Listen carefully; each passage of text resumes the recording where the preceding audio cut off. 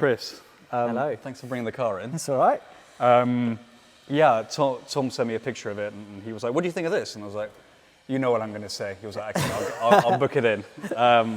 Yeah, this is right up my street for many different reasons, but I'm more interested in what kind of Porsches get underneath your skin. I mean, I can get a faint idea from this. Yeah, definitely.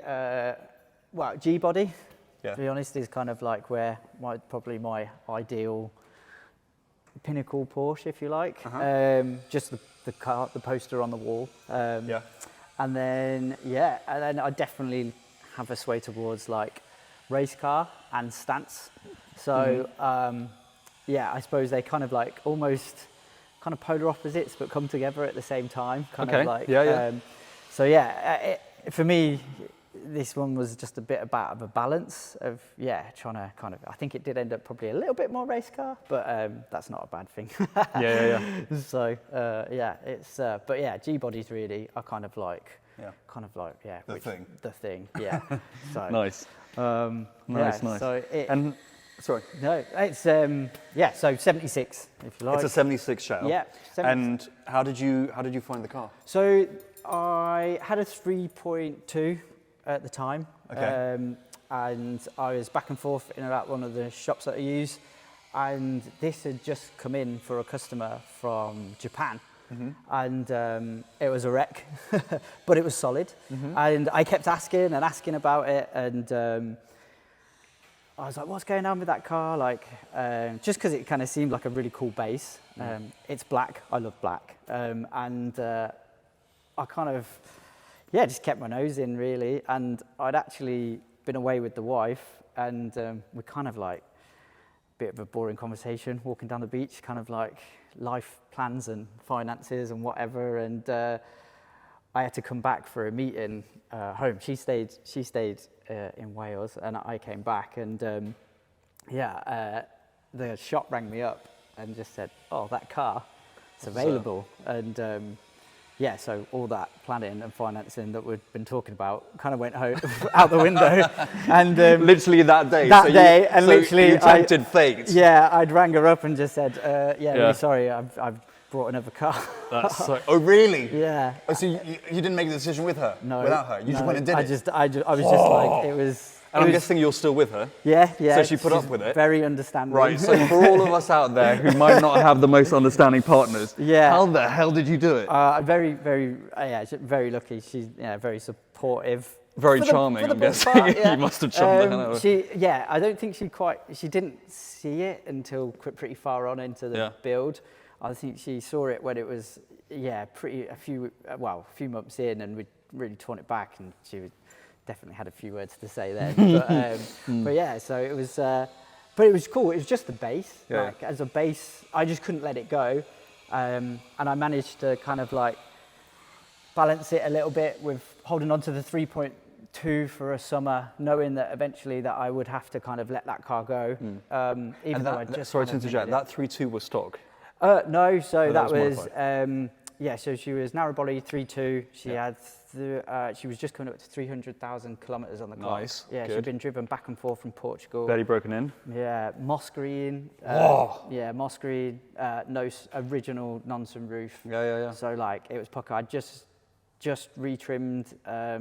So it had the green beige, it's called. So it's got that green with the beige thing. But so I ripped all the beige out, and everything that was beige I'd married with black carpet, and then I'd found a set of black sports seats, put all that in.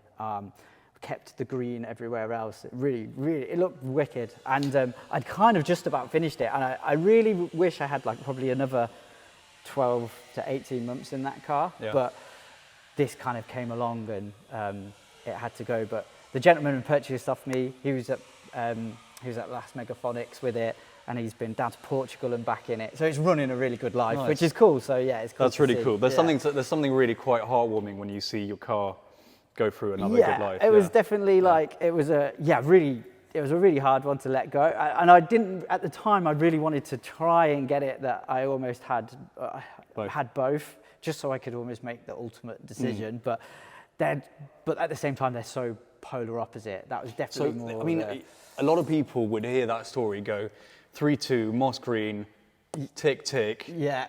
Why so? What made you want to do it? I think it was more that, like, for me, a lot of it is so even the moss green was like, when I got it, was kind of, it was needing that little bit of TLC, kind of like bring it back to, and I think for me, is like part of it is not just the enjoyment and driving of these cars, it's the process. I love kind of like finding bits and like kind of working out how things are going to look. So that was originally, it was like the 15s. And so you kind of got to that point with that car and you wanted to start a new project. Started a new project, which was kind of like, I suppose it's a bit like this as well. There's always, I don't think you ever, if you like proper car nut, I don't think you ever stop scrolling and looking. And my view is, I had a very nice 3.6 turbo 964, and that's a halo car. Yeah. And it was certainly for me. And I sold that car, and a good friend of ours, or Tom and I, said to me, "How could you ever sell that car?" Yeah. And I said to him, "Well, because I don't want my memories to be of just one car that I've owned. Yeah. You know, I want there to be variety in my life, and I want to experience loads of different things, and I want to go to sleep having done that and this and this and that, and not just that one thing." Yeah. And that car, I'd taken it down to the south of France and back. I've taken it to Italy. I've taken it to Switzerland. I'd lived it. I breathed it. So I felt like I'd had that journey. Yeah. So suffice to say that I totally get why you would want to have another experience to do something else, especially when you get to a point where you've gone so far with. Yeah, and I think with these cars as well, as we kind of had a brief conversation about it earlier with Tom, is just like there's so many different iterations of this car that, like, for me, you know, you could stand in here and you'd be like, that one's my favorite, that one's my favorite, that one's my favorite, and it could change every 30 seconds because they're just so different, but even though they're the same, they're just so different. And I think like that's kind of probably the law as well for these cars is just like, you know, everyone would be like this, like, oh my God, you must be so satisfied with this. And you're like, I am, it's amazing. But then you kind of like get to a point where you're just like, but you know, that looks quite cool like that, or like you could change this. And I would hazard to say that, like, for example, I don't know how controversial this is going to be, so I'm going to brace myself for the comments, but I would hazard to say that if you drove two 997 C2Ss back to back, relatively speaking, they drive the same. Yeah. Whereas you drive two 3.2 Carreras from 1986, let's say, back to back, they won't drive the same. Yeah. And I think the reason for that is just by virtue of them being older cars. Yeah. And they've been on a journey. They've had different suspension. People have done slightly different modifications. They're no longer running Bilsteins. They're on IBACs or whatever it may well be. So I totally get what you're saying when you say that. I think you come down to like usage as well, isn't it? Like, you know, an Autobahn 3.2 that has spent its life like in the fast lane comparison to an Italian 3.2 that's, you know, probably just run through first, second and third, like not really getting high up in the revs. The engine's going to feel different. The gearbox is going to feel different. And it's just like, again, it's just, I think they're a bit of a fine, excuse the pun, but a bit of a fine wine, isn't it? They all age. Yeah, I guess so. It's had time to, I would say probably in 20 years' time, these two 997 C2Ss will drive very differently. They've had very different lives. Yeah, so. Anyway, what I learned off that 3.2, like I kind of like brought to this because it drove amazing. We had all the suspension and bits done, and like so that 3.2 kind of gave me like a bit of a base of kind of like how I wanted this to feel. So it's a good car to kind of like have and pull me into the wilds of this thing. Sure, to dip toes before getting into this one. So let's talk about, so it's a 76, it's a G series car.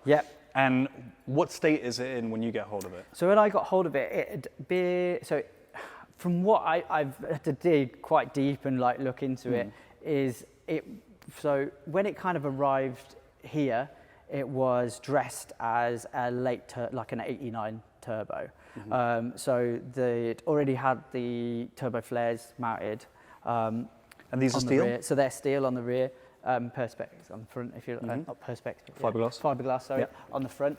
And that's the whole wing is fiberglass? No, or just the extensions. Just the extensions, So tell you what, black does no one any favors. We've done that twice, so and I wasn't happy the first few times. Yeah. So you redid it? Yes, we redid it, So, and then not to get into it, but I had it back and I was like, that's mint. And then chopped the arch. Literally within 5 minutes of picking it up. Okay, you can't But just drop that nugget and just not tell me more about it. So let's. So for me, it was like. So what happened? So yeah, we'd been through, and I wasn't happy with like we had some sinkage and stuff like that, and we redid it.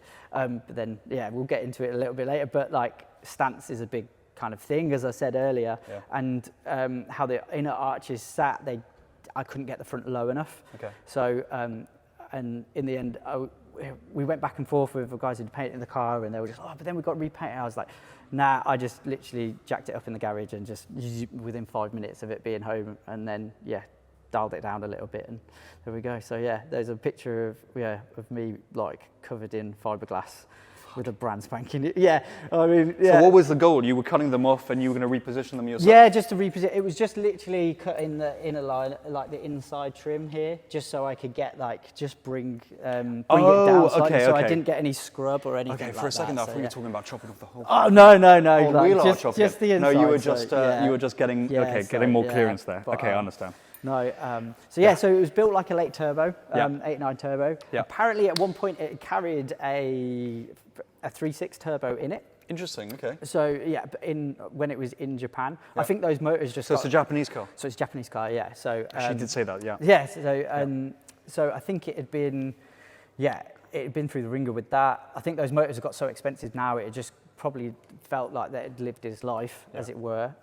So they bunged the original 2.7 back in it, and then that's how it kind of got sold back over here. So when it arrived, it was I had terrible window tints,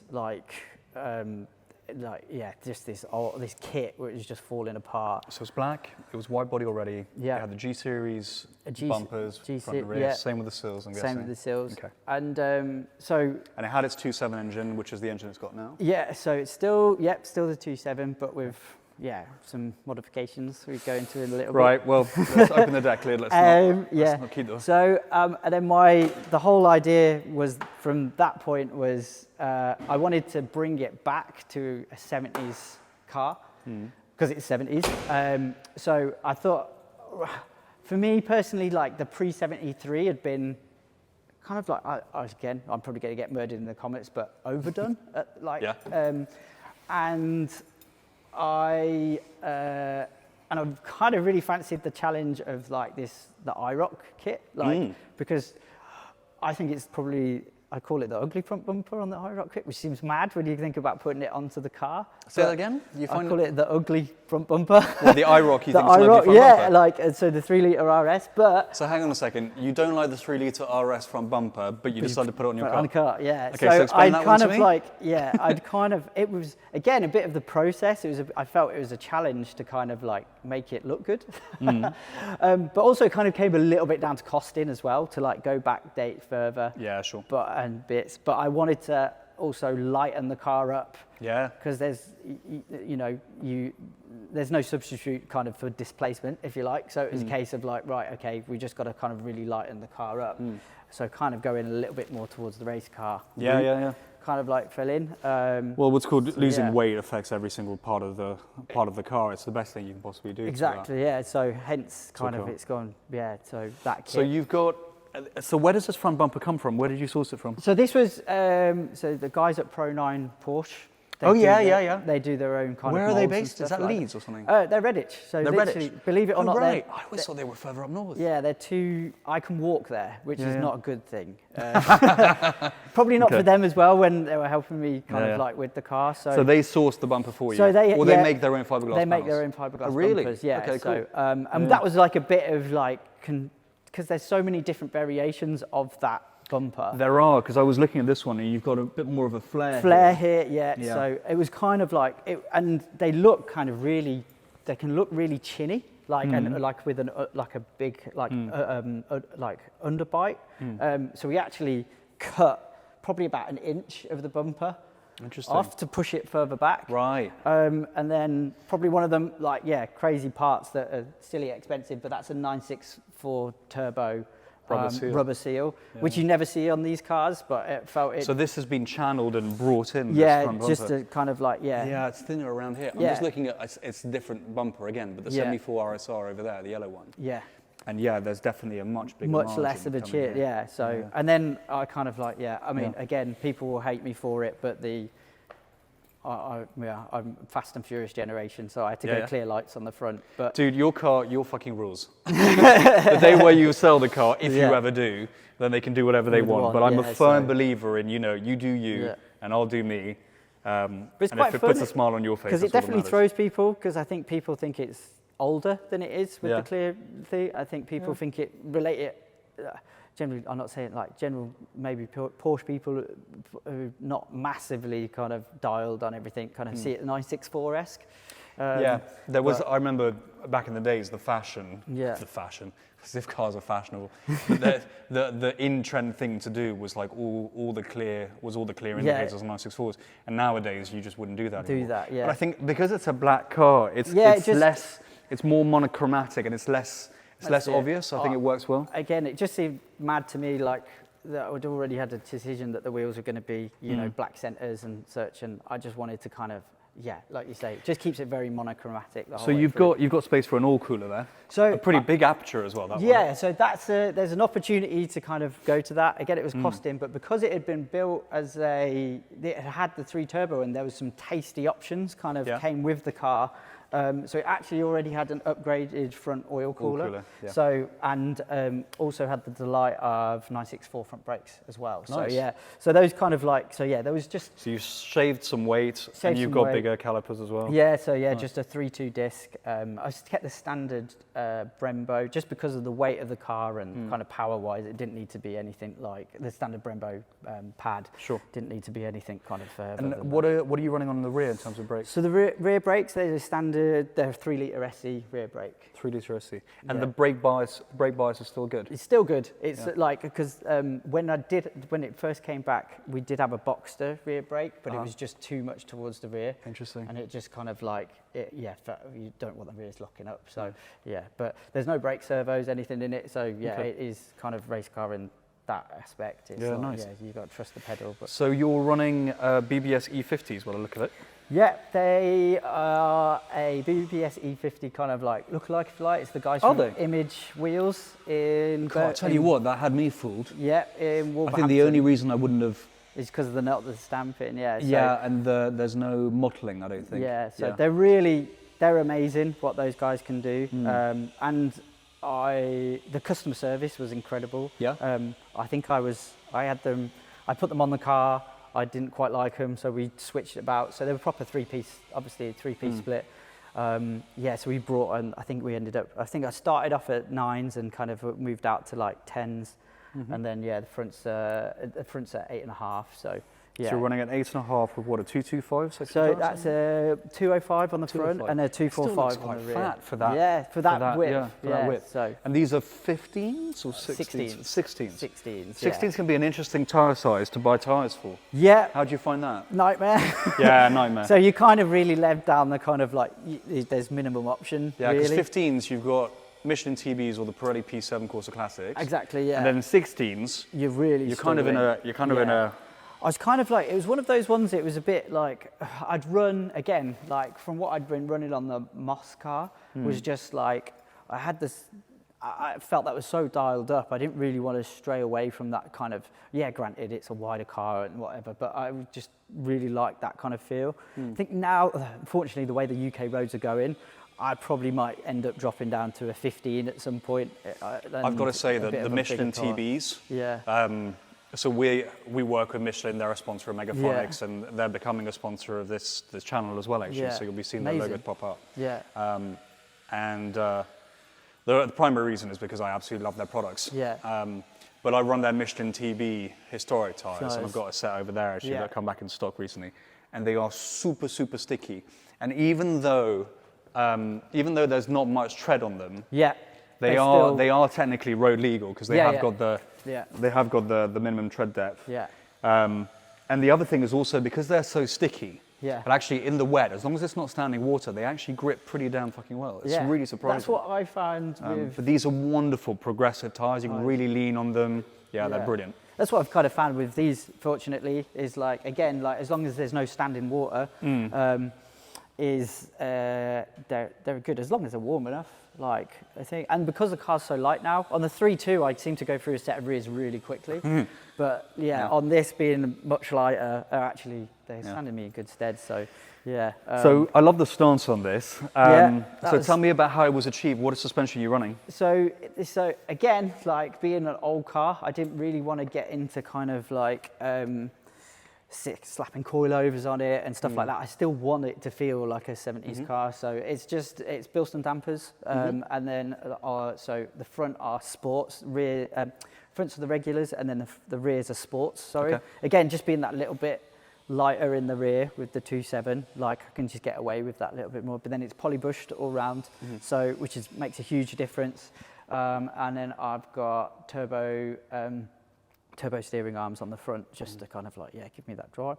And then the stance then, as I said, the guys at Image were really cool with me. Going back and forth is all them kind of built out through the wheel, if you like, in terms of like, so although it's a 245 and it's on a 10, so I think I've got 3 on the inside, 7 on the out, which gives it that wicked deep dish looks feel, great. but without them widening the whole thing. So are you running narrow body rear trailing arms? Yeah. Got you. Yeah. And the front ones are wider? Wider, yeah. Got you. So again, gives me that little bit of turn in, but I've still got, And also the narrow body trailing arms do weigh less. Yeah. So technically it's less on-sprung weight. Exactly. And that's certainly why they ran them on like the RSRs. Yeah. And I think we've nice just run up and down the road a little bit, and even Tom was commenting, like, although it looks like dead low, like it works. It still works. There's like, it's not it's not like crashing or like it's got no suspension. It's actually, again, it was from the 3.2, I was just like, I just had to kind of like pull across, because for me it was just a really good marriage. So like it's wicked, and with a stiffer sidewall as well, just works. Yeah, it's good. Nice, super cool. Right, heart. So heart, I think everybody thinks it's more than maybe it is. But it's the 2.7 backdated to 40 Weber cars, 40 Weber carburetors. But it's RS pistons, RS cams, RS sleeves. So so it's not a standard 2.7. So it's definitely not a standard 2.7. And is that under your tenure? This was done, so a little bit of 2 people. So the guys at Pro 9 had a really good go with it, and then John Lamb up in Chesterfield kind of finalised it. He does a lot of kind of carburettor work with, as I learned to begin with. He actually had the first rolling road in the UK, apparently. So, right. Yeah, okay. so he's kind of like, So he's kind of like dialed it all in. He just had an oil change actually, so it's probably worth another little go. But and we've still got some easy wins on it. Like now PMO have started up again. There's the option to get the taller inlet manifold, which was really hard to get hold of at the time. So I could go taller on the inlet manifold, and I can still go to RSR headers if I wished as well. Well, I'm pleased to say that PMO They've been and here EMPI, before. they're going to be here again Amazing. this year. So maybe have a chat with them in August. It's really cool. So okay. No, it's outside of that, we've just cut it back, so everything's like as clean as it can be. It looks really tidy as it can be. It's a nice tidy engine bay. And you probably notice with the car as well is like, I didn't want it too perfect. It's a driver. I want this to be kind of like, people see it in the outside lane kind of doing 5 over. Yeah, we were talking about this off camera about some cars are just nowadays, because of the values and so on, they're kind of over finished, over detailed. And actually it kind of becomes a point where it's almost too much of a piece of art and not enough of an actual car. And getting that balance is nice. Yeah, and that was kind of a bit of the goal with the engine as well, like I threw a little bit, it sounds silly, but like a little bit of red in there just to kind of lift it, otherwise it would have disappeared into all black, but it goes, like I know there's people who run far bigger motors, but regard to what I use it for and the UK, it's just a really good blend. It can be happy on the B roads. It can eat up the motorway. It's good. As long as there's a smile maker. Definitely. Nice. So, have you had it on the rolling road? Do you know what it's putting out? We haven't had it post like its running period, but it was 202. Nice. From a Okay. 2.7, and we're under a ton in weight. So nice. yeah, it's got like that really nice kind of like balance. So hopefully, like again, with some easy, costly but easy adjustments, like that should kind of like pull it up a bit more. But at the moment, like I'm more than happy. So I kind of don't. I'm like, well, if I ever feel the need, I know that I've got that to go. But nice. yeah, it's more than I think people think, again, as I say, when people kind of see it, they're in it, I think they feel it feels a lot more kind of, I just probably because it's so raw as a piece. Yeah, like, and light as well. Yeah. So what exhaust are you running? So that's custom. Is that So, Turbo Thomas? No, it's No? totally, that's fabricated, again, through the guys that, when we were at Pro 9, just to kind of get it to kind of like look how I wanted it.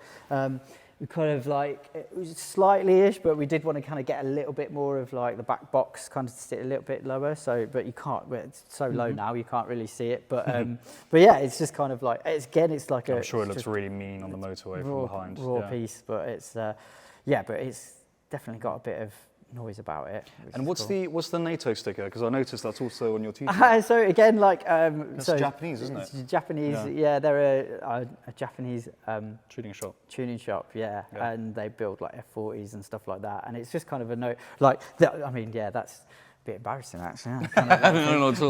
But yeah, no, it was always to me. It's just a little bit of a nod to Japan, where the car came from. Yeah, sure. You know, so That's it's kind of like pretty cool, like kind of, and I think that part of me for the lore of that is like, I mean, I'm very fortunate. I've traveled quite a bit, but I've never made it to Japan. But like, yeah, the fact that the car is Japanese, and I think again, just being a petrol head, like Japanese culture and Japanese what they do. I mean, with cars I'd love to go to Japan. yeah, It's it's on my just bucket like list. it's nuts. So it's kind of like cool just to have like, as I say, like the car's not stickered up or anything like that. So it's just that little kind of nod to me. Sure. And yeah. We're all cut from the same cloth. I mean, what's called Deus were trading a Megaphonics a few years ago. Yeah. And they were selling NATO. NATO, yeah. So yeah. Gear. They had a really cool red and white jacket. Yeah. Heavyweight textile, nice box cut. It was Yeah. really cool. No. It was too cool for me though. It was like Yeah. red and white, and I was like, "There's no fucking way I can pull that off." And then later on, I saw a mate of mine who was wearing it. Clearly bought it on the day, and he's got a massive fucking mohawk and a proper Ollie. That's it. And I was like, "Yeah, that's the right guy for that jacket, not me. He can pull it off." Yeah, Ollie's perfect. For Yeah. that. That's it, Ollie. No, I was just with work. I was involved with Deus, with the guys who first ever brought it into the UK. So is that hectic? So it was, firstly, it was with a gentleman called Rob Fairweather. Oh, don't worry, you have to give it a bit of a slam. It was with a gentleman called Rob Fairweather, and before it went to hectic. So yeah, like in my younger days, I even did a bit of like picking and packing for the brand. So like, so I've got like a bit of a affiliation with it for a long way back. Sure. So this is a fiberglass deck lid. Fiberglass deck lid. And what is this, a turbo? So this is, turbo whale tail. Yeah. I didn't go RSR because it sits out like Quite a little far, bit further.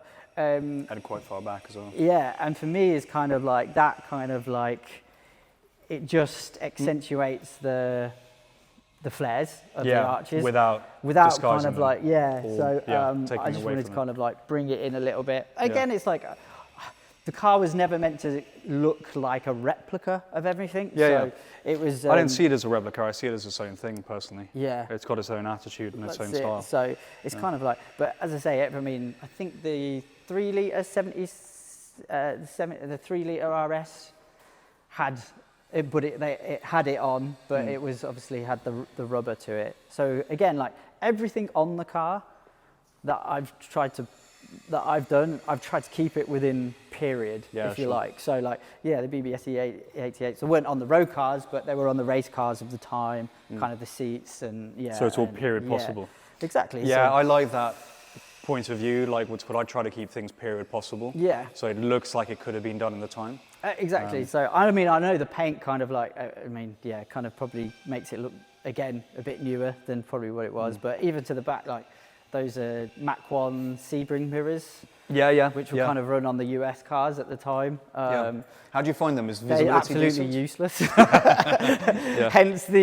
Hence I've got the Jingsom. So fair enough. Those are cool. And I couldn't make my mind up with that. Part of me still wants them matte black, still wants them body coloured, but I had them painted body coloured just to kind of, well, and then I could make the choice because you always do a bit of a wrap or. So tell me, how do you use the car, Chris? Is it a B-road car? Do you take the family out in it? The wife, the kids? No, Is it a track car? What does it do?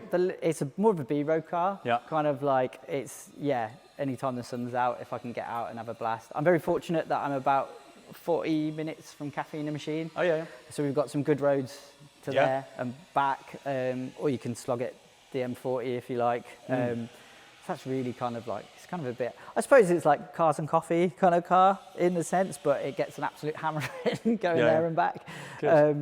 But yeah, it was more just like to build a bit of a dream piece really, and make sure, again, not being too perfect, that I don't use it. Hence, like like the front bonnet is PPF'd, like with the split spats as PPF'd and stuff like that. Just so, again, being black, you're not kind of overly precious about like it being out and about. But the little lad goes in it, which is cool. Put the seat in the front. He calls it Daddy's race car, which is amazing. Makes your heart melt. I'm sure. Yeah. Which is really cool. How old is your little one? He's just coming up to 3. So, 3. Oh God, that's the golden age, isn't it? Yeah. So he's like, he loves it. But no, but I mean, I do take it. I mean, set of earplugs in, but he's quite happy. She'll do like 3 hours down to Goodwood and back, and so kind of like. So it's great that you get to experience it with the family as well. Yeah. So wife's not been in it too much, just through, unfortunately, just through time and stuff like that, and because I've got the bar on the back. Let's have a quick spin through the interior because I'm conscious that we're running out of time. Sadly. Yeah, it's all right. But so lightweight carpet, all of that I've done, all the interior bits I've done kind of pretty much myself. Okay. So pulled it all out, lightweight carpets, and then a set of RSR bucket seats. Yeah, nice. The standard. Where are they from? Classic. So the Cobra. The Cobra. Yeah, they're good. I don't they're think I've seen them before. They're a really early rendition. Do you want to take a seat? Is that right? No, that's absolutely fine. Thanks. They perforate them now, but this was with the solid kind of like. Yeah, they're good. Yeah. Good lat support. Really good lat support. Yeah. Do you know like what's called? I think lat support's much more important than shoulder support. Yeah. No, I think that's really good. Really tidy. They're comfortable too. And then obviously the classic Prototype standard steering wheel, which everybody does. Nice, and you've got a leather horn press in the middle there. Yeah, little leather horn press in there. Yeah, that's a nice detail. And then as we kind of mentioned, it's 915 box, but I've got a spring in it. So it just drops so the shifter comes back to center. So it just gives that really nice kind of like, so just elevates that kind of. And you've got rid of the rubber boots and you painted this black. Yeah, that's nice. So just kind of like. Yeah, everything's subdued, it's dulled down, it's nice. Yeah, just a bit, I mean like, and where anything was like savable, we've kind of saved it. And you've resisted a temptation to go with lightweight door cards. Yeah, just because I know it sounds silly, but pockets are really handy. They are.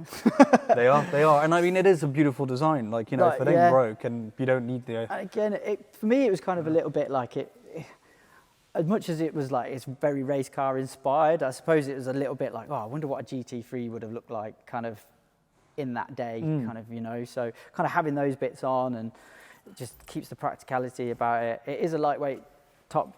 So this is kind of, we pulled this out. This was a nightmare. So this is lightweight, but you wouldn't kind of think it. It looks it's a really good. Yeah, it does actually. Really good piece. You really have to touch it to realise that it's actually, what is that, plastic? It's a plastic. Fiberglass, yeah. So it's really cool. Fair enough. And then, And what's the gear knob? So that's a very cool knob, though. Built by Basil. I think he's been here before. So he was going to, he wanted to trade here, but it actually turns out that Stuttgart Classica sell his gear and they're going to be trading a Megaphonic. Right, So nice. So I like that. And what I like about it is that, well, it's not the usual one you see because it's got that checkerboard print. But also it's a high gloss finish. Yep. It's a very high gloss finish. Usually they're not that high gloss. Again, it's like it's usability with it. So it's just so it doesn't get dirty and stuff like that. It's kind of nice. And then the bar is out of a 964. The roll bar. Roll pitch, it was a European manufacturer back in the day. They're quite hard to get hold of now from my understanding, but it mounts to the seatbelt points. Okay. And it's under pressure, so it kind of like